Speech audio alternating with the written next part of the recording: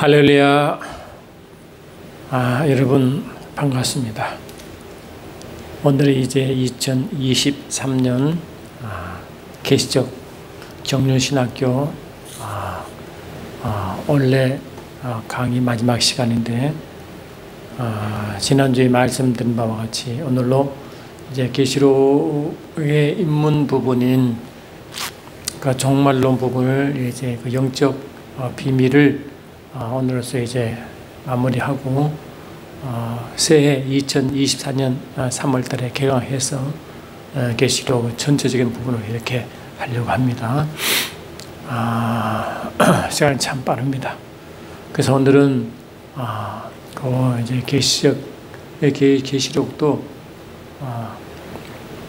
영의 세계 영계 부분을 우리가 이해하지 못하면 계시록을 제대로 이해할 수 없다고 제가 계속 오늘 세 번째 시간을 말씀드리는데 실은 이 성경 전체가 영의 세계를 말하죠. 세계에서는 뭐 종교도 많고 뭐 철학도 많지만 그는 영의 세계를 다룰 수 없습니다.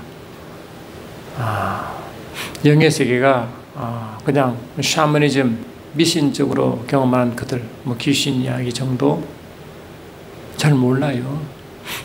근데 실질적으로 영의 세계는 물질 세계, 눈에 보이는 세계보다도 확실하거든요. 히브리 기도 그렇게 말했잖아요. 히브리서 11장 3절 보니까 이 눈에 보이는 나타나는 것은 눈에 보이는 이 모든 것이 히브리서 11장 그대로 읽어드리면 이렇게 되어 있습니다. 히브리서 11장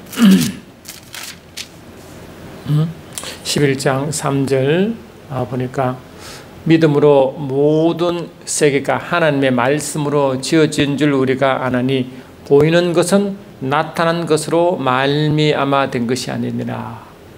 보이는 것, 이 물질 세계죠. 보이는 것, 현실 세계죠. 근데 그 나타남이 지금 보이는 거잖아요. 근데 이 나타남이 이 나타남으로 말미암지 않은 것이니까 나타난 것은 눈에 보이고 현실이니까 나타나지 않는 보이지 않는 그것이 바로 영의 세계 아니에요. 이 하나님 말씀도 눈에 보입니까? 여러분 하나님 말씀이 또 하나님이 눈에 보이십니까? 근데 요한복음 4장 보니까 하나님이 영이시니라 했거든요. 그래서 우리가 예배드릴 때 하나님께 예배드릴 때 영과 진리로 예배드리는 이유가 거기에 있습니다. 영이 있기 때문에.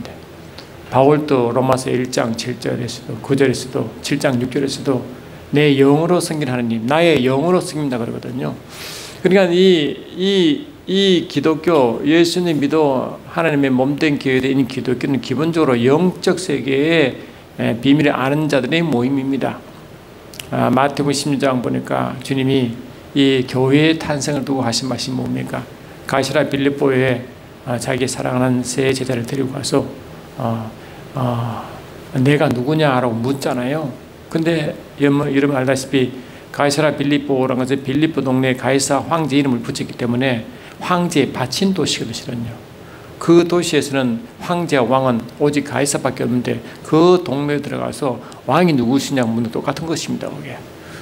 그 세상 사람들은 다 뭡니까? 예수님을 대대로 많이 이렇게 선지자 중에 한 명이라고 다 이렇게 추앙하지만 주님은 그걸 들기 원치 않죠. 진정한 왕이 누구냐 그걸 묻는 거 아니겠어요? 그래서 너희들 나를 누구로 아니까 베드로가 주는 그리스도시요 살아계신 하나님의 아들이시다. 이 말 들으시고 주께서 말씀하시기를 바요나 시몬아 내게 복이 있도다. 이를 내게 알게 한 이는 혈과 육이 아니라 하늘이신 내 아버지시니라. 이렇게 했잖아요. 그러니 혈과 육으로는 예수님이 이 주이심, 주는 그리스도 할 때 주가 주인 왕이잖아요. 그 예수님은 왕과 또 주인이고 또 그리스도고 또한 하나님 아들이심을 사람이 육으로는 안 된대요. 알 수 없대. 어떻게 영으로 하는데 그 영이 뭡니까? 이 성령 하나님만이 알려주는데 이 아버지께서 성령으로 베드로에게 알려준 거예요. 할렐루야. 그리고 하신 말씀이 너는 이제 시몬이 아니라 베드로라. 베드로가 영적 이름입니다. 그게 나는 내가 이 반석에 내 교회를 세우리니 엄부의 권세가 있지 못하. 그럴 때 교회의 탄생이 나와. 그 교회는 뭐냐? 이 베드로가 성령 인도받아 예수가 누구신지 알고 예수가 왕과 주인이신과 메시아와 하나님 아들심을 고백하는 무리가 교회예요. 그래서 교회는 영적 단체입니다. 육신의 단체가 아니라고요. 그래서 절대 영적은 그 성경은 뭡니까? 성경은 기본적으로 로마서 7장 24절에서도 분명히 말했잖아요. 로마서 7장 24절도 이 바울이 너무 괴로워하면서 하신 말씀이 뭐냐니까 로마 7장 14절이군요. 나는 율법이 신령한 줄 아노라. 율법이 신령하대요. 다시 말해서 율법이 영적이래요. 알면 그 영적인 말씀은 영으로 풀고 영으로 이해되는데 이스라엘 백성은 어떻게 돼요? 영으로 보는 게 아니라 육으로 받잖아요. 그러니까 이 마태복음 22장 29절께서 말씀하시기를 영적으로 무지한 이 부활론, 지금 부활은 영의 세계인데 할렐루야. 이것을 모르는 이 사도개인들에게 하신 말씀이 뭡니까? 너희들은 성경도 하나님 능력도 알지 못하는 걸로 오해했다. 당연히 오해하죠. 왜? 육으로 보니까 말이죠. 그래서 바울도 이 고린도 교회들에게 뭘 말하느냐? 너희들은 아직 영적으로 영적으로 어린아이다. 너희들이 예수를 제대로 아느냐? 하고 바울은 자기 자신도 옛날에 그런 사람이었잖아요. 예수를 육으로 봤잖아요. 할렐루야. 육으로 보니까 예수가 당연히 하나님 아들 아니죠. 할렐루야. 육으로 보니까 예수가 단지 메시아가 아니죠. 육으로 보니까 예수가 하나님 아들 아니죠. 당연히잖아요. 근데 영으로 보니까, 성령으로 보니까 예수가 말이에요. 예수가 온 인류를 구하는 메시아예요. 예수님이 하늘로 곁도 버리심 받은 하나님 아들이시오. 그분이 우리의 왕이요 통치자심을 성령께서 고백하거든요. 그래서 사도 바울도 그렇게 늘 말하잖아요. 이 고린도후서 5장인가 보시면 이렇게 하지 않습니까? 5장 16절 보니까 그러므로 우리가 이제부터도 어떤 사람도 육신을 따라 알지 아니하노라. 비록 우리가 그리스도도 육신을 따라 알았으나 이제부터는 그같이 알지 않으노라. 자기도 예수를 육체로 봤다는 거예요. 그러니까 그렇게 오해하게 되죠. 그러니까 기독교는 철저하게 영입니다. 영. 그래서 엑소에서 예수님께서도 내가 너에게 이런 말이 영의 생명을 하시고 예수께서 나의 살을 먹어 내 피를 마시라는 것도 영적으로 이해해야. 예수님 그 육신 예수님을 살 먹어 피 말면 식인주가 아닙니다. 그 뜻이 아니잖아요. 예수님이 살고 피를 먹으라는 식인충 예수를 잡아먹어라 이 말 아니잖아요. 예수님 말씀과 예수님은 요한일서 5장 7절 보니까 예수님은 물로만 아니요 물과 피로 임하시니 예수님은 육체로 임하시는데 물과 피로 임하시다고 분명히 말하잖아요. 그런데 그것이 말씀이 육신이 된 것이지 흙이 아니잖아요. 다 영이거든요. 그러므로 저와 여러분도 이 요한계시록 또한 물론 성경 전체도 이 성령으로 말씀을 보지 않으면 왜? 성경 전체가 성령께서 감동지어 지으신 거니까요. 그래 이 성령으로 말씀을 가르침 받지 않냐고 성령으로 이 말씀을 깨닫지 않냐고 성령으로 이해되지 않고는 절대로 말하고요.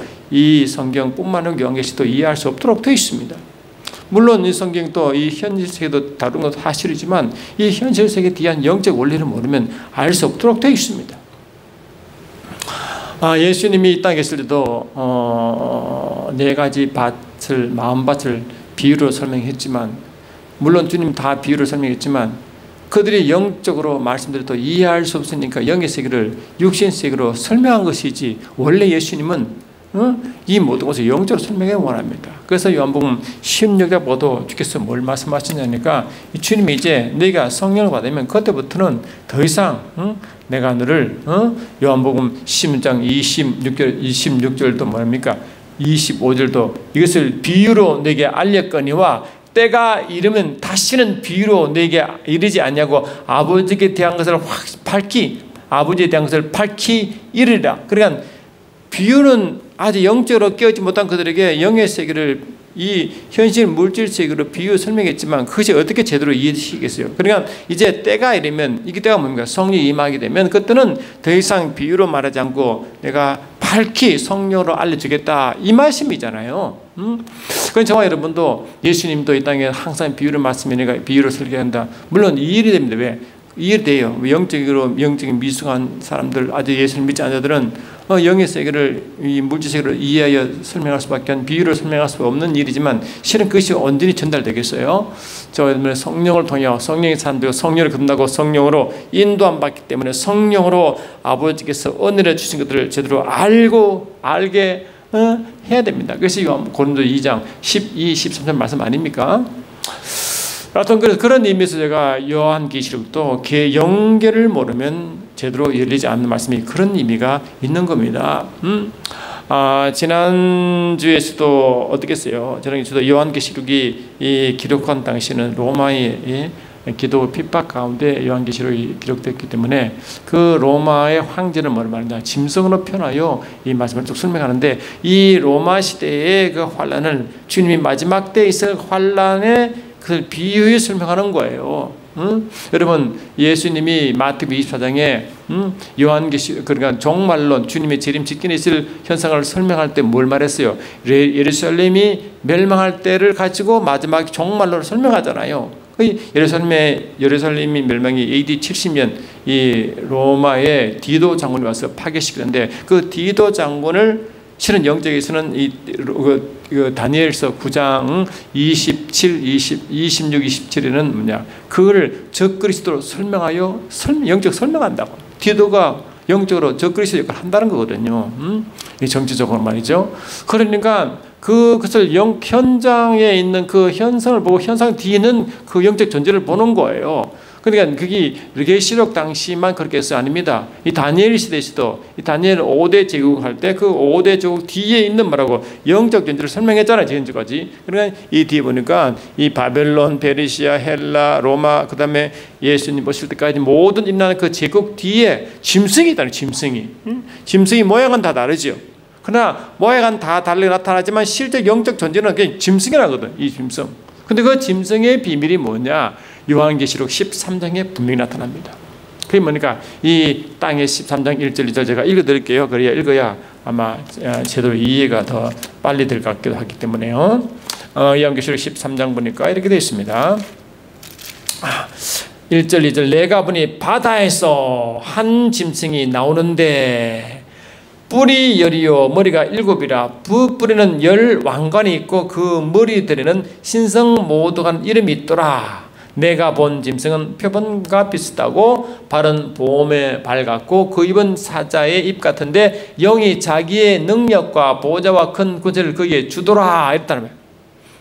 그리고 바다에서 이 용이 한 짐승이 나오는데 이 바다에서 나온 짐승이 어디 나옵니까? 그래서 다니엘 7장 1절로 3절에 분명히 나오잖아요. 그게 보니까 이 하늘로부터 내 바람이 불어오는데 그때 바다에서 짐승이 오른 이야기를 쭉 하고 이야기를 이제 하잖아요. 그거 같은 바다입니다.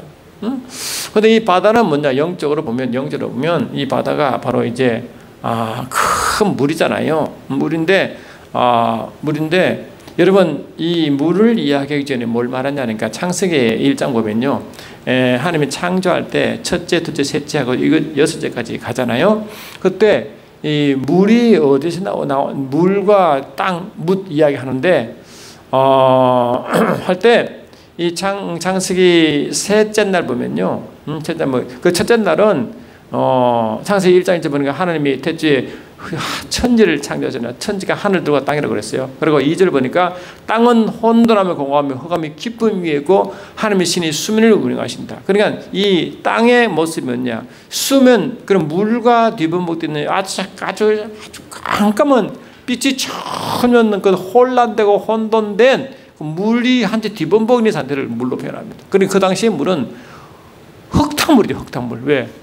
이 흙이 있는데 그 수면이 있으니까 물이 막 뒤범벅되어 있는 상태 아니에요. 그 흑암 가운데 질수도 없고 흑암 가운데 있는 그런 상태를 묘사하잖아요. 그런 혼돈된 흙탕물 상태에서 첫째 날은 빛이라 하시면 빛을 창조하시고 둘째 날은 물과 물이 나누어 물과 물 전체 물인데 물과 물이 나누어 그 사이에 공간을 만들 그 공간을 하늘이라고 창공이라고 말씀합니다. 그리고 이 하늘 위 물과 하늘 아래는 물이 있잖아요. 근데 셋째 날은 하늘 아래 물이 천하에 모이고 그 물에서 묻이 나옵니다. 그래 아래 물이 원래 물이 흙탕물 말했잖아요. 그래서 이 흙탕물 속에 흙이 물에서 나오는 거예요. 그래서 이 물에서 나오니까 그 남은 물은 그 바다가 되고 나온 묻은 땅이 되는 거예요. 아시겠죠? 그것이 현재 지구의 모습입니다. 그러니까 원래 이 흙은 물에서 나왔어요. 흙탕물에서 나왔다고. 그래서 우리가 땅으로 우리가 장사될 때 주님은 물 속에 잠기고 물 속에 장사를 하잖아요. 그게 물이 뭡니까? 땅과 같은 의미예요. 근데 그 물이 많은 물이잖아요. 그래서 이 창세기 그 요한계시록 13장도 그렇고 다니엘 7장도 그렇고 이 짐승이 이 바다에서 나올 때 바다는 많은 물이거든요. 그 물에서 나왔다는 것은 뭐냐? 이 영적 세계는 흑암의 세계와 이 무지개의 세계를 이 바다로 표현합니다. 그래서 이 요한계시록 17장에서도 이 바다에서 나온 무지개에서 나온다고 분명히 그렇게 말하고 있거든요.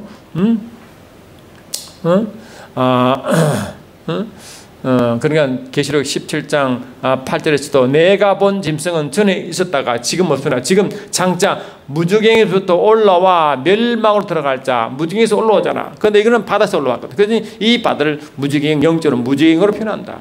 거기 무지개에 있는 것이 이 흑암이 있는 그 세계의 가장 깊은 곳인데, 제가 여러 번 말씀드린 것 같이 이 영적 어두운 세계를 음부라 말하고, 그 음부 가운데서 영적 세계로 더 깊은 세계 음부 1, 2, 3를 말하고, 음부 2 사이가 음부 1이 그냥 어두운 음부라 하고, 음부 2가 뭐냐? 바로 흑암이라고. 흑암 중 가장 깊은 것이 무지개를 말했어요. 그리고 이 백부장 심판 이후에 이 타락한 천사가 영원히 이제 멸망하고 고통받아온 장소가 음부, 서려, 지옥불, 개인나라 그랬거든요. 그랬으니까 이 짐승이 바다에서 올라온다, 그를 무지개에서 올라온다, 그 말과 같은 말이에요. 그래서 이 바다는 많은 물은 영적으로 흑암의 깊은 곳이 무지개를 말한다는 거예요. 이해되시죠? 그리고 또 중요한 것은 이 땅과 물은 원래 하나잖아요. 왜? 창세기 1장 2절에 물은 공허, 땅은 공허하고 할 때 그 땅은 그냥 순수한 물이 아니라 흙과 진흙과 뒤범벅된 그 땅, 그 물의 상태로 했잖아요. 그러니까 그 물에서 흙이 나왔기 때문에 실은 뭡니까? 물과 흙은 같은 존재의 같은 근원이었어요. 근데 참 놀라운 것은 말이죠. 이 계시록 13장 1절 2절 보니까 이 바다에서 짐승이 나오고, 계시록 13장 13절에 땅에서도 짐승이 올라와요. 그러니까 이거 땅은 우리가 말하는 지구 땅은 그런 의미가 아니라 영적 세계의 어두운 곳입니다. 그러니까 이 바다도 그렇고 땅도 그렇고 실은 영적 어두운 곳을 말하는 거예요. 그래서 이 땅에 사는 자 할 때 땅은요, 요한계시록 좀 더 보면요, 우리가 주님이 이 땅에 오셨을 때 마태 요한복음 12장 31절에 이 세상 임금이 심판받을 때, 그 세상 임금을 할 때 그 세상은 이 세상을 통치하는 임금이죠. 그런데 마귀를 그렇게 설명하는 거예요. 그리고 요한복음 16장 11절인가 보니까 거기서도 이 심판을 하면 이 세상 임금이 심판받았다 할 때 그 세상 임금이 마귀를 말하거든요. 그러니까 이 세상 임금 노릇하는 그 마귀가, 이 세상이 뭐예요? 세상이 물로 표현합니다. 그게 하박국서 2장 14절인데요. 하박국 선지자는 뭘 말하냐? 주님이 오실 때, 마지막 오실 때 그 마지막 종말을 설명할 때 뭐랍니까? 물이 바다 터번같이 여호와를 아는 지식이 온 누리에 충만하다 하잖아. 그런데 물이 바다 덮을 때 그 앞에 물은 뭐고 뒤에 바다는 뭐냐? 앞에 물은 성령의 강력한 흐름입니다. 그 뒤에 바다는 뭐라고? 흑암의 세력, 악한 영이 있는 세계, 그를 말하는 거예요. 그러니까 이 하나님 영광이 온 세계를 덮을 때 이 하나님 영광이 이 악한 음부 세계를 지배하고 통치하고 승리한다는 그 뜻입니다. 그래서 온 세계, 원래 어둠의 세계였고 이 세상 임금인 마귀가 통치하고 있는 그곳에 하나님을 아는 지식이 온 충만한 상태를 된다. 그때 주님 오실 때 직됩니다. 그게 요한계시록 17, 18장에 있는 이 주님의 이제 바벨론 심판 이야기를 하면서 그렇게 설명한 겁니다. 그게. 그러니까 이 계시록 13장 이야기도 비밀을 아시려면 바다와 땅이 뭔가를 아셔야 되고, 그러니까 이 바다도 이 깊은 흑암의 세력이 있는 그 흑암의 세력, 그다음 그 깊은 무증의 세계를 설명하고, 땅 또한 동시에 이 어둠의 세계를 말하는 거예요. 그래서 이 땅에 사는 자를 어떻게 말하느냐? 땅에 사는 자는 어둠 속에 사는 자를 말했고, 물론 이제 이 땅 자체가 이 음부 세계이기 때문에 그때 예수 믿는 자도 이 땅에 살리지만, 실은 이 주님은 그 세계 말할 때 음부를 요한계시록 13장에 말하는 땅에 속한 자라 할 때는 그 땅은 구원받지 못한 사람들 총칭해서 땅에 사는 자라고 말하는 거예요. 그래서 땅과 땅에 속한 자라는 것은 구원받지 못하고 어둠에 속한 사람들을 그렇게 지칭하는 겁니다. 그러면 예수 믿고 여전히 눈에 보는 이 물질 세계 땅에 사는 자들 중에 우리는 뭘 맞냐? 그런 사람을 땅에 산다고 말하지 않고 하늘에 거하고 하늘에 속한 자, 하늘에 사는 자라고 표현하는 겁니다. 그게 요한계시록 12장에 나오잖아요. 제가 말씀드리면 이렇게 되어 있습니다. 12장 12절 보니까 그러므로 하늘과 그 가운데에 거하는 자들은 즐거워하라. 이 하늘과 그 가운데에 거하는 자라고 말하고, 그 다음에 땅과 바다는 화했습니다. 땅과 바다는 화했다는 이는 원래 번역이니까 땅과 바다에 거하는 자라고 그렇게 원어가 그런 의미가 갖고 있다고요. 그러니까 이 하늘과 땅과 바다를 이렇게 같이 분리시키다. 왜? 이거는 영적 세계에 분리거든요. 우리는 이 물질 세계의 땅은 살지만 영적 세계는 하늘에 사는 자와 하늘에 속하고 하늘에 사는 자를 비유하는 것이고 하늘에 거하는 자를 비유하는 것이고, 그러나 영적으로 이 땅이들은 땅과 바다에 속하여 땅과 바다에 사는 자라고 그렇게 표현하는 겁니다. 그래서 요한계시록 13장 6절 7절 이렇게 말하. 6절 7절 보니까 짐승이 입을 벌려 하나님을 향하여 비방하되 그의 이름과 그의 장막 곧 하늘에 사는 자를 비방하더라. 또 권세를 받아 성도들과 싸워 이기게 되고 각 족속과 백성과 방언과 나라를 다스리는 권세를 받았더라. 이렇게 나와요. 그러니까 이 이제 바다에서 온 짐승은 당연히 하나님 이름을 모독하고 영광을 모독하고 하나님의 또 그의 장막 하나님의 계시는 그 처소를 또 뭐라고 처소를 핍박하고 그 하늘에 사는 자가 성도죠, 교회죠. 핍박합니다, 비방합니다. 그런데 그 땅에 그러니까 이게 그러니까 이 장막 하늘에 사는 자를 비방할 때 하늘에 사는 자 반대가 땅에 사는 자의 개념이잖아요, 그게. 그러니까 이 13장 8절도 보면 이렇게 돼 있어요. 8절을 보니까 죽음을 당한 어린 양의 생명책에 창세 이후로부터 이름이 기록되지 못하고 이 땅에 사는 자들은, 그러니까 이 땅에 사는 자들은 물론 물질 세계 이 땅에 사는 자들은 예수 믿는 자와 믿지 않는 자가 다 같이 포함되어 있지만 여기서 말하는 이 땅에 산다는 것은 아직 구원받지 못한 자, 어린 양의 생명책에 기록되지 못한 자를 지금 말하는 거예요. 어린 그 이후로 이름이 기록되지 못하고 이 땅에 산 자들은 다 짐승에 경배하더라. 그러니까 나중에 짐승 경배로 인하여 이제 표를 받아 그 표가 666표로 연결되는데, 하여튼 그 뒤에 말씀드리고요. 그러니까 구원받지 못한 자가 하는 다 짐승에 경배하는 역사가 나타나. 영적으로 다시 말해 이 짐승이 영적 존재잖아요. 그러니까 이 영적 존재인데 영적 존재 다 그 굴복, 그 영적으로 겉으로 보면 모르지만 영적 존재를 이래 굴복한다. 그리고 이 눈에 보이지 않는 영적 존재인 짐승을 굴복하는데 그것이 어떻게 나타나느냐? 이 짐승에 의해 만든 그 우상에게 절하는 것으로 표현되는 거예요, 그게. 그래서 그 짐승에 경험하는 것을 그 우상에 경배하고 절하고 하는 것이 뭡니까? 실은 짐승을 경배한 거라고 나타난다. 우리가 알았잖아요. 이 세상엔 모든 종교, 특히 불교에서는 불교절에 가면 이 뭐 돌로 만들고 뭐 나무로 만든 그 모든 것에 절하는 것은 우상에 절한다고 주님이 구약에 구약에 많은 주님이 경계하잖아요. 돌로 만들고 뭐 나무로 만든 것에 절하지 말라, 우상에 절하지 말라 말하잖아요.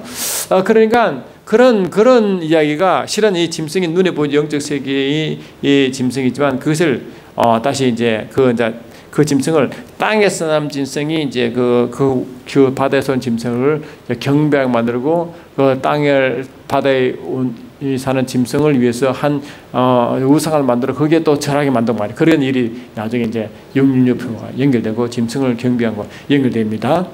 어떤 거래. 그러니까 이 하늘에 사는 자, 하늘에 가는 자와 땅에 속하고 땅에 가는 자와 같이 영적으로 구분시킵니다. 그 예수를 믿지 않는 자들은 땅에 속하고 땅에 사는 자로 표현하고 예수 믿고 구원받는 자를 하늘에 속하고 하늘에 사는 자로 그렇게 표현하는 거예요.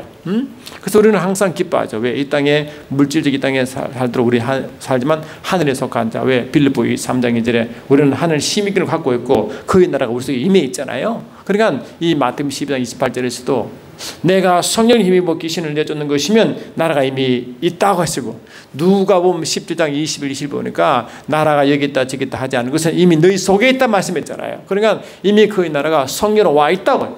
그리고 성령 안에서 누린단 말이에요. 이 로마서 10장 10절에서도 하나님 나라는 먹고 마시는 것이 아니라 성령 안에 있는 의와 평강과 희락이라고 했으니까 성령 안에서 그의 나라를 누리고요. 누리거든요. 그래서 우리는 그의 나라를 받았고 그의 나라 안에서 그 나라를 누리고 있기 때문에 하늘에 사는 자, 거하는 자와 같이 그렇게 표현되는 겁니다. 이해하시죠? 그러니까 그 이야기를 다 보시면 이제 설명이 좀 될 것입니다. 보면요. 그래서 요한계시록 13장은 1장 1절부터 18절까지 되어 있는데요. 보시면 이거는 여러분 한번 읽고 보시면 훨씬 좋은데 여러분 읽은 걸로 생각하고 제가 말씀드릴게요. 그래요. 그래서 보시면 이제 나오는데 이 13장 1절 보니까 이 바다에서 나온 짐승이 짐승이 뭡니까? 이 일곱 머리가 10뿔을 가지고 있어요. 근데 용은 똑같습니다. 용도 7머리가 10뿔을 가지고 있습니다. 여러분 성경에서 숫자가 여러분 영적 의미가 있는 거 알고 있죠? 그 3자도 완전 숫자고요. 10도 완전 숫자, 12도 완전 숫자입니다. 근데 특히 이 3자는 하늘 숫자고 10은 같은 완전 숫자라도 10은 땅의 숫자로 완전 숫자입니다. 근데 이 완전한 분은요, 주님밖에 없잖아요. 그리고 이 주님만이 우리 왕이잖아요. 성령이 그렇게 고백하게 만들잖아요. 근데 그 주님만이 이 왕관을 쓰고 계시는데 이 땅에서 올라온 바다에서 올라온 짐승은 용처럼 7머리가 10뿔을 가지고 있는데 그 뿔에 왕관을 자기가 뒤집쓰고 있다고요. 근데 용은 그 7머리에 왕관을 뒤집쓰고 있거든요. 그래 하나님을 대신하려고 하나님 자리를 차지하려고 이 하늘에서 반향할 때 하나님 영광을 누릴 때도 자기가 하나님 되고 싶어 되려고 하다가 땅에 찢겨 내려왔고 이 땅에서도 항상 하나님 자리를 노리고 있잖아요. 그래서 마지막 때 보니까 어떤 일이 벌어졌냐. 데살로니가후서 2장 4절 5절 보니까 자기를 보여 하나님이라 할 만큼 하나님 자리를 노린다고요. 주님이 그 서기관 바리새인들을 하나님을 질타할 때 말했어요. 질타할 때 너희들이 모세의 자리에 앉았다고 말했잖아요. 그리고 영적으로 뭡니까? 계시록 2장 9절 3절 9절 보니까 자칭 유대인들이나 그들은 사탄의 회라 그러거든요. 그래서 사탄의 무리 속에 들어가는 거예요. 그래서 그들 보고 독사의 새끼들아 했잖아요. 주님은 그 독사의 무리 같은 무리 영적으로 같은 무리에 있는 그들을 주님이 그렇게 주님이 그렇게 말씀하시잖아요. 그러니까 우리가 그런 비밀을 좀 아시면 영적으로 훨씬 더 이해가 쉽고 그러면 요한계시록도 영적 참여에서 이해하게 되면 훨씬 더 의미를 제대로 알 수 있게 된다는 겁니다. 그래서 이 바다에서 온 짐승, 그 바다에서 온 짐승이 이제 계시록 13장 1절이 나오는데 그것이 바로 다니엘서 7장에 나오는 7장, 8장 또 2장 또 있죠. 다니엘서 나오는 그 짐승과 같은 맥이다. 그러니까 주님 오실 때까지 그 많은 제국이 일어나고 죽지만 사라지지만 그 뒤에는 항상 짐승이라는 그 악한 영의 존재가 뒤에서 다스리고 있다는 거예요. 그래도 우리는 그래 기독교만이 그런 영적 그 비밀을 성경에서 알죠. 그러나 세계 모든 종교, 세계 모든 이 철학은 이런 영적으로 무지합니다. 무지하니까 그렇게 절에 가서도 막 절하고 우상을 섬기고 만들고 그러잖아요. 딱 고린도서 10장도 그렇고 12장 보니까 주님은 그 우상이라고 귀신이라고 분명히 말했거든요. 이방인들 드리는 그 제사를 그 우상에 찬다고 분명히 말했거든요. 그러니까 그 우상은 뒤에 귀신이라고 분명히 말했고 바울도 아덴 지역에 갔을 때요. 그 보니까 많은 이 신을 생기잖아요. 그 신을 생기는데 어떤 신을 단어가 보니까 알지 못하는 신이라고 그 단어를 보고 바울은 뭐를 말씀해요? 너희가 범사에 종교심이 없다. 그 종교심이 많다라고 우리는 그렇게 전자는 게 번역했지만 원어 보니까 데이디 다이몬 가르쳐. 너희들은 이 데이디가 뭐냐? 이 데이디가 두려워하다 뜻이고 다이몬이 디몬 귀신이거든요. 그러면 근본적으로 너희들은 그 귀신을 두려워한다고 영적으로 진단했다고요. 그렇다. 그러니까 그들의 제사는 항상 악한 영과 뒤 연결되어 있고 그 우상은 악한 영으로 우상을 불려 귀신이 뒤에 있다니까요. 그래서 그걸 아시면 훨씬 더 이해가 쉽습니다. 그러니까 이 악한 영은 항상 뭐라고 하나님 자리를 찾아가려는 겁니다. 하나님을 대적하고 하나님 자리를 차지하려고 하는 것이 이 사단이 하늘에 쫓겨낼 동기도 그랬고 이 땅에서도 그렇고 마지막 심판 때까지 그 짓을 할 겁니다. 그러니까 여러분 알다시피 이 이단들은요 다 이단 뒤에 악한 영들이 있는데 그 이단의 교주가 항상 예수라 자기를 자신을 예수라 그러고 자기를 보혜사라 그러고 말이죠. 항상 그렇게 주장하니까 뒤 영이 있다는 거거든요. 금방 알잖아요. 그는 금방 그 영적으로 봐야 알잖아요. 그거는 영적으로 보지 못하면 모른단 말이죠. 그 그 불교도 많은 종교도 그 뒤에 영이 있으면 알면 영적으로 분별하잖아요. 그를 영으로 보지 못하면 그냥 종교도 좋으니까 네 종교 내 종교 다 인정하다 이상하게 그렇게 말하잖아요. 그거는 영적으로 무지한 소리인 것이 무지한 소리다.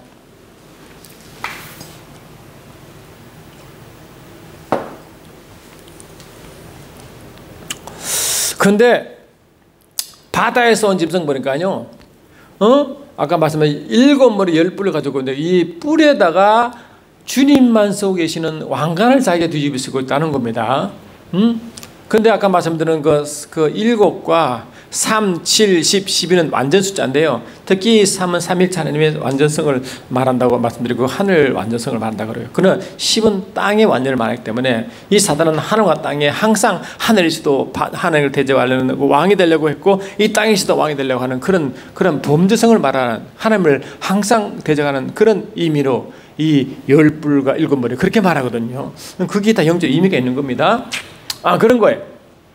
그러니까 당연히 바다에서 올라온 짐승은 아까 말씀하신 대로 13장 1절과 5절을 찾아보니까 하늘들이 이 신성을 못 얻어가죠. 하나님을 비방하죠. 또 하늘 이름과 그 작물을 비방하죠. 하늘에 사는 자 곧 성도들 비방하죠.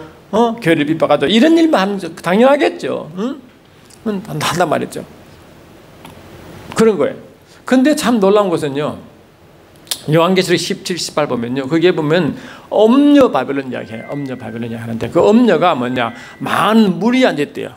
많은 물이 앉아있는 엄녀를 합니다. 보시면 계시록 17장 1절 보니까 또 7 대접을 가진 7 천사 중 하나가 와서 내게 말하 이르되 오라, 이리로 오라. 많은 물 위에 앉은 많은 물이 뭐예요? 바다로 지정하잖아요. 바다. 많은 물이 바다 아닙니까? 많은 물 위에 앉은 큰 엄녀가 받을 심판을 내게 보리라. 근데 많은 물 위에 앉았는데 그 물이 뭔가 보니까 15절 보니까 이렇게 나왔어요. 15절 보니까 17장 15절 보니까 또 천사가 내게 말할 때 내가 본 엄녀가 앉아있는 물은 백성과 무리와 열과 방언들이라. 다시 말하면 백성과 무리와 열과 방언 뭡니까? 이 온 세계 아니에요. 온 세계 제국 그 모든 세계. 그러니까 영적으로 이 어둠의 모든 세계에 지가 앉아있다. 그래, 이게 앉아있고 이 세상은 이 백성과 무리와 열국 방언들이 뭡니까? 어둠의 백성들이 되어 거기에 앉아있는 거거든요. 그게 지가 앉아있습니다. 통치한다는 거예요. 그래, 이 땅 사람 모르죠. 그러니까 이 악한 이 사단이 이 엄녀가 앉아있는 것이 많은 무리에 앉아있는데 그 무리 뭡니까? 백성과 무리와 열국과 방언들이기 때문에 실은 이 세상에 지가 앉아있다고 같은 거예요. 세상 제국 백성들 위에 앉아있다는 것이거든요. 영적으로. 그래서 이 계시록 17장 18절에서도 뭘 말합니까? 내가 본 그 여자는 땅의 왕들을 다스리는 큰 성이라고 분명히 여기 말하고 있잖아요. 여기 말하고 있단 말이죠. 그리고 그 땅을 다스리는 그 성인데 이 바빌론 성입니다. 그게 계시록 18장 1절 2절 보니까 힘찬 음성으로 외치르되 무너졌다 무너졌다 큰 성 바벨론이여 귀신의 처소와 각종 더러운 영이 모이는 곳과 각종 더럽고 가증한 새들이 모이는 곳이 되었다. 그러니 바벨론 성은 영적으로 아주 어두운 곳인데 이 악한 영들과 귀신들과 더러운 곳이 있는 그런 세계를 말하고 있잖아요. 영적으로 어두운 세계를 말하고 있잖아요. 지금 그런 거예요.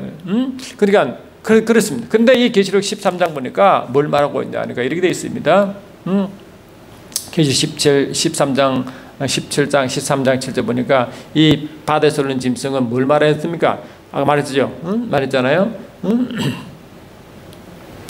6절 보니까 짐승이 입을 벌려 하늘을 향하여 비방하되 그의 이름과 그의 장막 곧 하늘에 산 자들을 비방하더라 되었잖아요. 그리고 또 권세를 받아 성도들과 싸워 이기게 되고 각 족속과 백성과 방언과 나라와 다른 권세를 받아. 그러니까 족속과 백성과 반응과 그 나라가 아까 말했어요. 계시록 10절 보니까 이 엄녀가 앉아있는 세계, 물에 앉아있는데 그 물이 그렇게 표현했잖아요. 그러니까 이 물을 통치하고 있다. 누가? 이 바다에서 짐승이 권세를 받아. 권세 받는데 이 권세를 누굴 받느냐니까 권세를 먼저 이 계시록 13장 4절 보니까 영이 짐승이 권세를 주므로 영이 경배하면 짐승이 경배하여 이르되 하므로 이 영으로부터 권세를 받아 그 권세로 이 세상을 통치하는 모습을 그렇게 설명하고 있는 겁니다. 이게.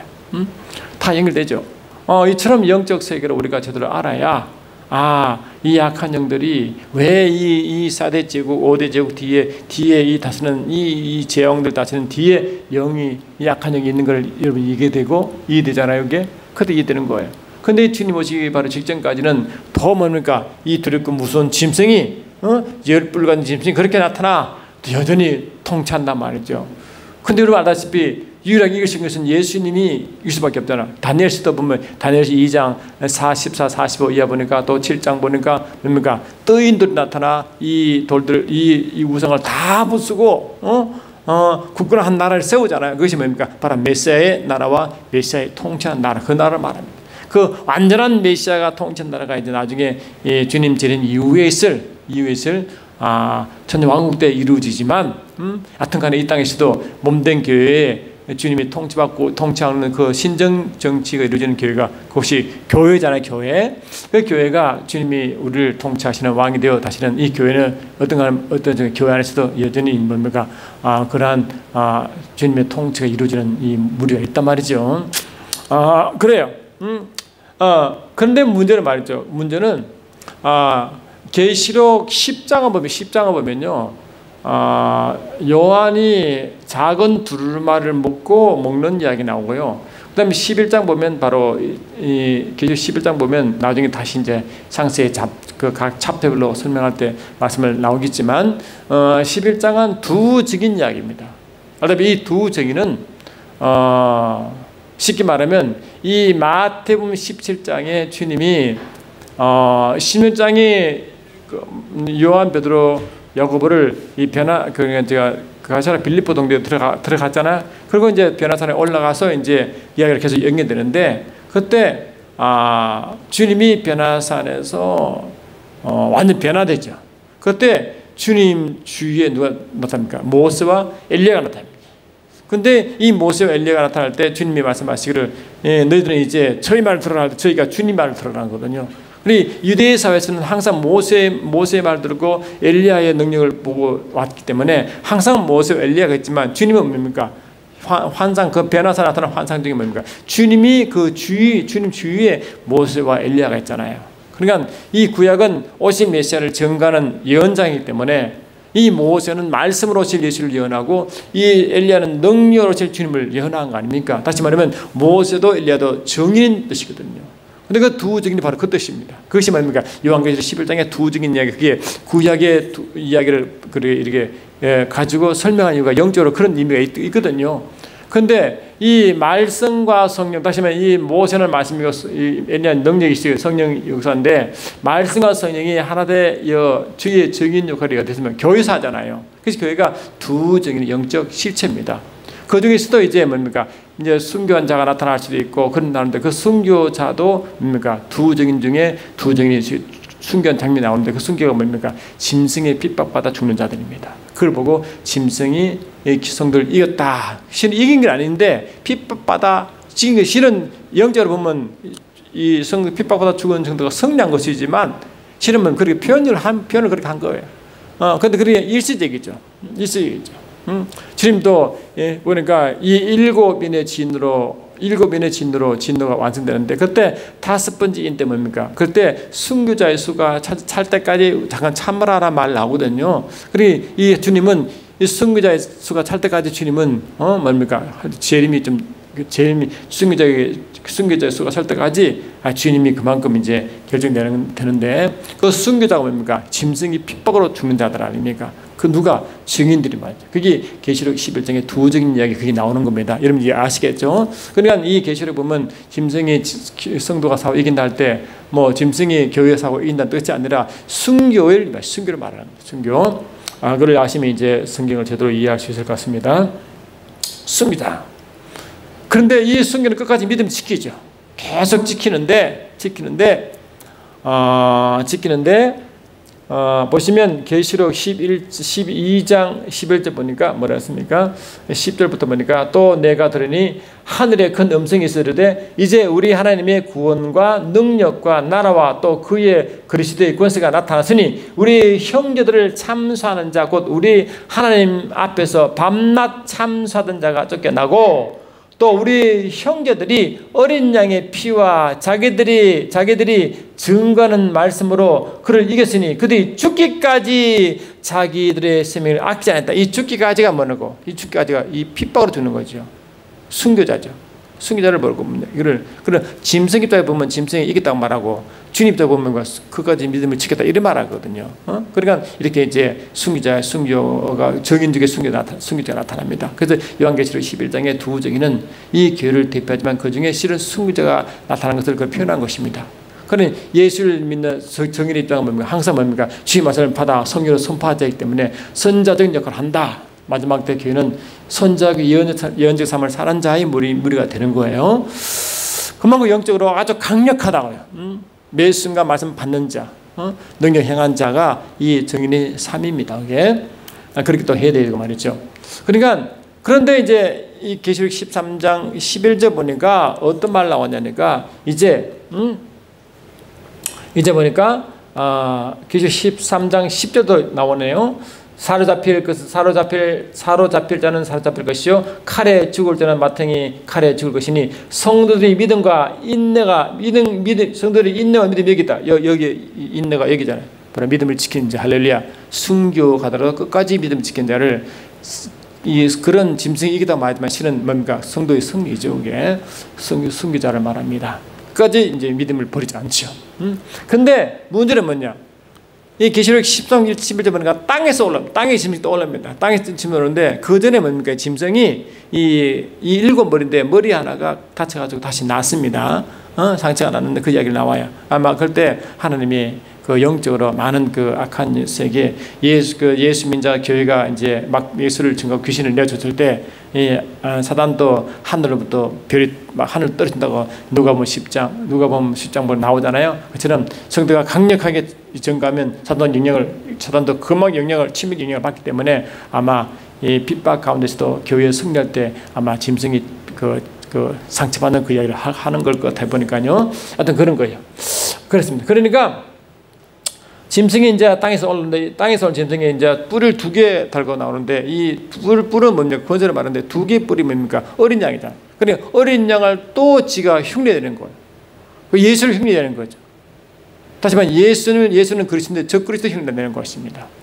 이런 모습으로 나타납니다. 나타나가지고 한 일이 뭐냐니까 그가 먼저 나온 짐승의 모든 것을 행하고 그러니까 이 먼저 바다의 짐승의 권세를 땅의 짐승을 위임하여 땅에 나온 짐승이 땅의 바다의 짐승의 권세를 그대로 행합니다. 그러니까 실은 땅에서 나온 짐승은 바다 짐승의 모든 권세를 행하기 때문에 이 바다를 실은 뭔가 증가하는 거예요. 실은 증가. 우리는 예수님을 증가하고 예수의 권세를 행하다는 것 똑같이 이 바다에서 온 짐승을 땅의 짐승이 대신 행하기 때문에 이 땅에서 온 짐승은 바다 짐승의 정관영이고 또 바다에서 온 짐승은 영월 정관영이란 말이죠. 그렇단 말이에요. 그러니까 12절 보니까 그가 먼저 나온 짐승의 모든 것을 그 앞에 생각하고 땅과 땅에 사는 자들은 처음 짐승에 경배하게 하니 곧 죽게 된 존재가 나온 자니라. 그러니까 그때 이 땅에서 온 짐승은 뭘 하니 뭐냐니까 바다의 짐승이 일을 행하고 바다에 나오는 짐승을 경배하게 만듭니다. 그리고 또 우상을 만들어가지고 우상에 생기를 주어 그 생기를 주어 우상에 경배하게 만듭니다. 누가? 땅에 사는 자들에게. 그래 이 땅에 사는 자는 뭐냐? 아까 말씀드린 대로 영적으로 이 악한 영에 속한 자들이고 그 따라간 자들이기 때문에 그 당연히 이 짐승을 따라가죠. 구약 보니까 느부갓네살 왕은 우상인데 그 우상 뒤를 우상을 경배하라고 했잖아. 그건 다니엘이 끝까지 거부하잖아요. 그 세 친구도 거부할 때 그 같은 이야기입니다. 그 뒤에 우상 뒤에는 뭡니까? 다 이런 영적 존재가 있는 것과 똑같은 원리가 여기도 나오는 겁니다. 그런 거예요. 당연히 이 짐승 바다에서 온 짐승을 땅에 나온 짐승이 바다의 짐승 그것을 다 행하기 때문에 하늘에 불도 내리고 막 권수도 행하고 막 온갖 기적표를 다 행할 수 있어요. 행합니다. 그렇게 행한다고요. 그러나 속지 마시기 바랍니다. 행합니다. 그러면 이적을 막 행하죠. 그리고 또 짐승 앞에서 받은 바 이적을 행하며 땅에 가는 자들을 미혹하며 땅에 가는 자들에게 이르기를 칼에 상하였다가 살아난 짐승을 위하여 우상을 만들라 하더라. 그 이제 바다의 짐승의 우상을 만들어 거기에 이제 경배하게 만듭니다. 그가 권세를 받아 그 짐승의 우상에 생기를 주어 그 짐승의 우상으로 말하게 하고 또 짐승의 우상에게 경배하지 아니한 자는 몇이든 다 죽이게 하더라. 그러니까 다 경배 만들죠. 무서우니까. 그래 예수 믿는 당연히 경배 안 하죠. 왜? 다니엘 세 친구처럼, 다니엘과 세 친구처럼 목숨을 걸고 하는 거 아니에요. 앞에 보니까 성도에 있는 믿음이 여기 있다고 말했잖아요. 그런 일이 벌어집니다. 그러면 그게 이 경배한 자는 뭐냐? 경배한 자는 믿는 자가 아니죠. 땅에 속한 자, 땅에 거하는 자죠. 다시 말해 믿지 않은 자죠. 그래 이 짐승에 경배하는 자는 뭔가 믿지 않은 자들이에요. 그들에게 뭔가 표를 받습니다. 그 표가 뭐냐? 바로 그 유명한 66표인 것입니다. 16절 보니까 그가 모든 자, 곧 이게 모든 자가 뭐냐? 이 예수 믿는 자 뜻이 아니라 땅에 관한 자 중 모든 자입니다. 그가 모든 자, 곧 작은 자나 큰 자나 부자나 가난한 자나 자유인이나 종이나 이런 뭔가 예수 믿지 않는 신분을 쫙 내라는 거죠. 그들에게 오른손이나 이마에 표를 받게 하고 누구든지 이 표를 가진 자 외에는 매매를 못하게 하니 이 표는 곧 짐승의 이름이나 그 이름의 수라 나옵니다. 그러니까 여기 이제 66표가 여기 나오는 거예요. 그래 이 표가 없으면 매매를 못합니다. 사람들은요 이 매매한다 이 피를 받아가지고 야 매매하려면 뭘 하느냐 바코드냐 뭐 베리칩이냐 뭐 얼마나 말 많았어요. 근데 여기서 여러분 조심할 건 뭐냐니까요.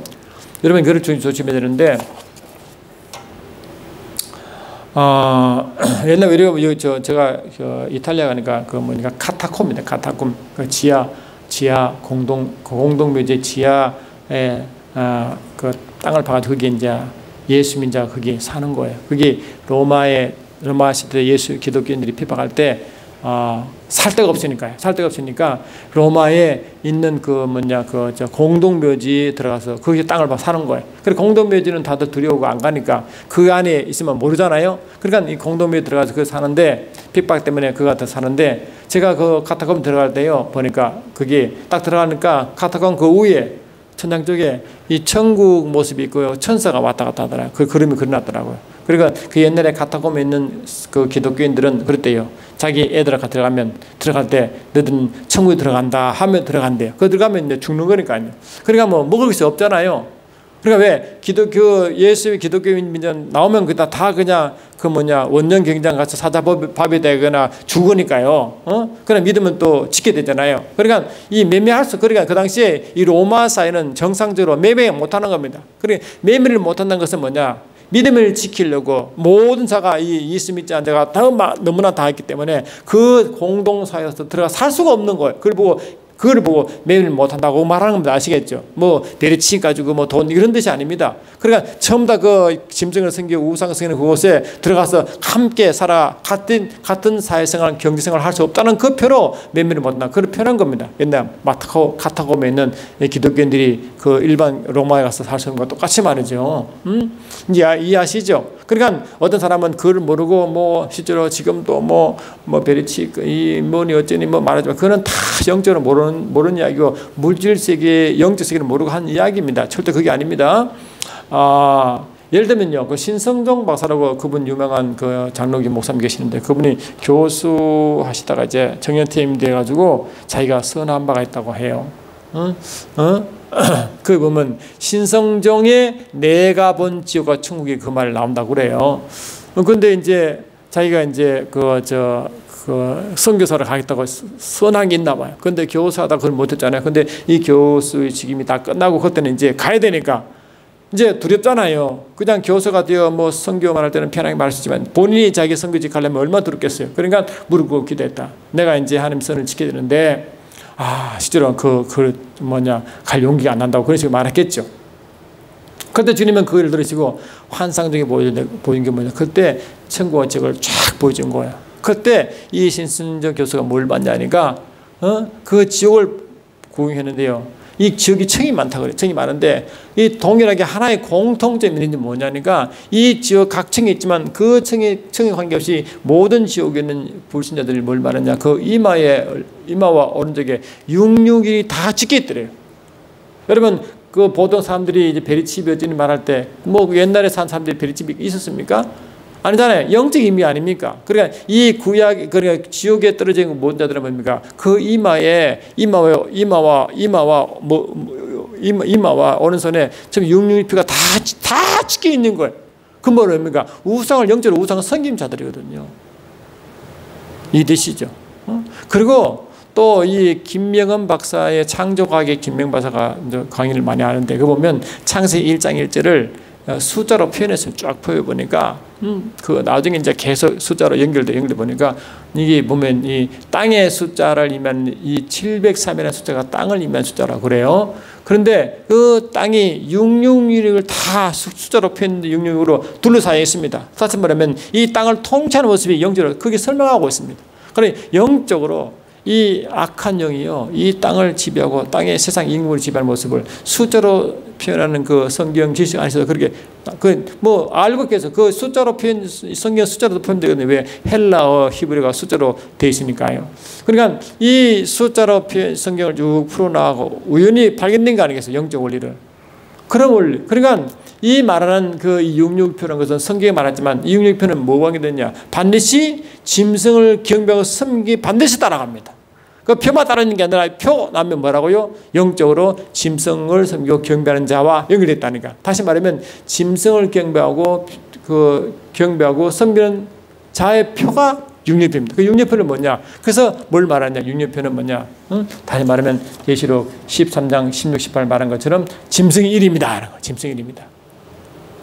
우리 예수 믿으면 요한계시록 14장 1절에 예수 믿는 자를 표현하거든요. 예수 믿는 자는요, 히브리서 12장 22절에 우리는 이미 시온산에 도달해 있는 거거든요. 시온산에 이미 도달했대, 영적으로. 그런데 시온산에 보니까 계시록 14장 1절에 보니까 시온산에 도달한 백성들이 뭐라고? 예수 어린이와 함께해서 그들 이마 예수 이름이 있다는 거예요. 그래서 우리는 뭡니까? 예수 이름이 있는 자들이고, 할렐루야. 예수 믿자는 그 짐승을 섬기자는 짐승의 이름인 666가 찍혀 있는 거예요. 이해되시죠, 이제? 그 영적으로 그런 의미, 그래, 이 666표는 영적 의미가 있는 것이죠. 물질이 아닙니다. 아시겠습니까, 여러분? 그런 거예요. 그러니까 이런 부분을 제대로 이해 못하면 자꾸 오해한다니까요. 오해한다는 거예요. 그래서 요한계시록 보면요, 전부 다 이 666표가 표는 뭐냐, 전부 다 이 짐승을 경배하고 섬기는 거 다 연결되어 있습니다. 희한은 다 연결되어 있습니다. 계시록 20장 하나만 볼까요? 20장 4절 보니까 이 천년왕국 이야기하면서 이 말합니다. 또 내가 보호자들을 보니 거기에 앉은 자들이 있어 심판하는 권세를 받았더라. 또 내가 보니 예수를 정죄함과 하나님의 말씀 때문에 목뱀을 당한 영혼들과 그 짐승과 또 짐승과 그의 우상에 경배하지 아니하고 그들의 이마와 손에 그의 표를 받지 않은 자들이 살아서 그리스도와 더불어 천년 동안 왕노하더라. 여기 보니까 이 천년왕국에 참여한 자들 보니까 이 목배인 순교자들 분명히 있지만 그들은 누구냐니까 바로 말하고 짐승에게 우상에게 경배하지 않고 표를 받지 않은 자들이라고 말하거든요. 이 영적 세계 아닙니까? 영적 세계. 그러니까 영적 세계에 순교한 자들은 그 표를 다 카타콤에 있는 기독교인처럼 말이죠. 그들을 우상을 섬기지 않고 오직 믿음 지킨 자들 있잖아요. 그런데 그도 예수는 또 뭐 살았어도 그런 또 우상을 섬기는 자들이 다시 말하면 표를 받지 않은 자들을 그렇게 말한단 말이죠. 그러니까 그런 거예요. 그러니까 그러면 왜 66 이야기 나왔느냐? 바로 이 66표 앞에 저는 뭐냐니까 그것이 짐승의 이름이고, 짐승 이름은 하나님 이름을 모독한 이름이니까요. 그다음 그 이름의 수입니다. 그 이름의 수인데 이 이름의 수가 뭐냐? 이 심판의 수가 999래요. 999. 그러니까 바로 이 짐승 이름을 가진 자는 단순히 심판 대상 아닙니까? 그걸 심판의 수라고 말하는 거예요. 그런데 그 얘가 짐승을 따라다가 짐승에 속한 자, 우리는 하나님께 속한 자고 그 표를 받은 자를 다 짐승에 속한 자들은요. 그래, 짐승에 속한 자를 어떻게 말하느냐니까 바로 이게 그 계시록을 기록할 당시에는 그 계시록 당하는 로마 뒤에 제국 뒤에 이 짐승이 다 있잖아요. 그 짐승을 어떻게 표현했냐? 네로왕을 짐승으로 표현해. 짐승이나 그 뒤에 네로왕을 표현했다고. 근데 이 네로왕을 라틴어로 적어보니까 666이 나오는 거예요. 그 666은 이 벤데르 왕의 666의 뜻이 아니라 그 짐승에 지배받고 있는 사람의 표를 그냥 하나의 표현으로 네로가 짐승으로 표현한 것처럼 그 짐승이 근데 그 네로라는 이름을 피워보니까 66편이니까 바로 이 66이라는 것은 하나의 그 영적의 짐승을 섬기는 우상한 자들을 하나의 표현으로 그렇게 66을 표현한 것이라는 겁니다. 이해되시죠? 그러니까 이 66편인 것은 영적인 메시지지 절대로 말하고요 물질 세계와 연결이 없으니까 여러분 잘 분별해서 하시기 바랍니다. 속지 마시기 바랍니다. 여러분 지금도요 계시를 한 분들이 이 베리칩을 받지 말라고 베리칩 받는 순간 지옥 간다고 얼마나 선전합니까? 그거 전부 다 뭡니까? 이 영적으로 이해하지 못하는 그런 그 행동입니다. 여러분 그렇게 하지 마시기 바랍니다. 그런 뜻이 아닙니다. 또 베리칩 받지 말라고 베리 받으면 그냥 지옥 간다고 얼마나 베리칩 전도 제가 미혹받는지 모릅니다. 여러분 영적으로 몰라서 한 소리이기 때문에 절대 거기에 미혹받지 마시고 항상 말씀을 보고 말씀을 잘 알아서 그렇게 가시기 바랍니다. 그런 의미를 잘 아시고 가시면 좋겠고 더 깊은 자세한 것은요 제가 요한계시록 책이 있으니까 책 속에 보시면 자세히 기록되어 있으니까 반드시 보시고 가시면 좋겠습니다. 할렐루야. 그래서 오늘은 이처럼 이 계시록 13장에 나오는 두 짐승 이야기 한 거예요. 그리고 시절은 이제 마지막 때가 되면 어디에 가냐? 이 짐승은 항상 주님 오실 때까지 또 이 짐승이 아마게도 전쟁 끝으로 지옥불을 던지는데 아마게도 전쟁을 할 때 그 끝까지 계속 짐승은 이게 계속 활동하는 거예요. 활동하기 때문에 덜 지난주 성경 때까지 이런 마지막 때 주님 올 때까지 그 짐승을 했잖아요. 그 짐승이 나중에 이제 10뿔 가지고 나오는 10뿔이 짐승의 통치받는 왕이 나오기 때문에 그 계속 그들이 짐승에 속해 있고 예수를 대적합니다. 그 클라이막스가 아마게도 전쟁이 나타난 것입니다. 그러니까 이제 이런 부분을 이제 오늘 전체적인 내용을 말씀드리기 때문에 그런 부분을 잘 이해하셔서 새해는 이런 영적 원리를 가지고 영의 세계의 이해를 가지시고 이러한 마지막 종말론을 쭉 해나가시면 훨씬 더 하나님이 원하시고 또 알게 하기 원하시는 그 뜻을 알고 마지막 때 믿음을 지키며 예수의 증인의 삶을 살 줄 믿습니다. 여러분 이제 올해 한 해 여러분 기상에 들어주시냐 고맙고 여러분 좀 이게 좀 반복된 말씀이 있어도 왜 이런 영적 이해를 위해서 제가 계속 이렇게 새로운 말씀하면서 전 시간에 한 것을 다시 리뷰하면서 말하기 때문에 그 특성을 이해하시고 제대로 들으시고 하시면 분명히 여러분 영적 세계의 이해와 더불어 말씀을 더 이해할 수 있고 말씀을 더 이해하면 말씀을 더 경험할 수 있고 말씀을 경험하면 더 증인된 삶을 살 수 있잖아요. 그래 그 누림과 또 증인의 삶을 잘 살아서 우리가 항상 증인의 삶으로 영광의 삶을 살기를 원합니다. 다음 해에 3월 달에 뵙기를 원합니다. 여러분 고맙습니다.